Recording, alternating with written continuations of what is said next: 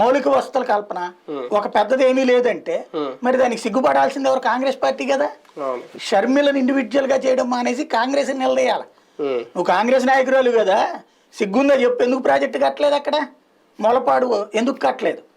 లేకపోతే కనుక దుగ్గరాజపట్నం ఏమని చెప్పావు, ఏమని రాసావు? ఫీజిబిలిటీ అని ఎవడు రాయమన్నాడు? రైల్వే జోన్ ఫీజిబిలిటీ అని ఎవడు రాసి ఇచ్చాడు? ఎందుకు కట్టలేదు? 2004 సంవత్సరంలో రాష్ట్రాన్ని విభజిస్తానన్న దానివి అన్న కాంగ్రెస్ పార్టీ ఎందుకు ఆంధ్రప్రదేశ్లో రాజధాని కట్టించలేకపోయింది? ఎందుకు రైల్వే జోన్ ఇవ్వలేకపోయింది? ఎందుకు 2004 నుంచి 2014లో పోలవరం కట్టివ్వలేదు? కాంగ్రెస్ పార్టీ సిగ్గుతో తల వంచుకుని చేయాల్సిన పనులు ఆ కాంగ్రెస్ పార్టీ ఫెయిల్ అయిన కాంగ్రెస్ ఈ రాష్ట్రాన్ని అడ్డకోలుగా మొక్కలు చేసి అదేమంటే ఆంధ్ర వాడు దోచేసుకున్నాడు, ఆంధ్రాకి ఎంత వచ్చింది అంత వచ్చింది, వీళ్ళందరూ దోపిడీ వల్లనే తెలంగాణ నష్టపోయిందని చెప్పి ఇక్కడ మరి ఆ దోచుకున్న డబ్బులన్నీ ఏమైపోయినాయి ఇక్కడ రాష్ట్రంలో? ఎందుకని రాష్ట్రం ఎట్లా ఉండిపోయింది? ఎందుకు రాయలసీమ అట్లాగే తగలడింది? ఎందుకు ఉత్తరాంధ్ర అట్లాగే తగలడింది?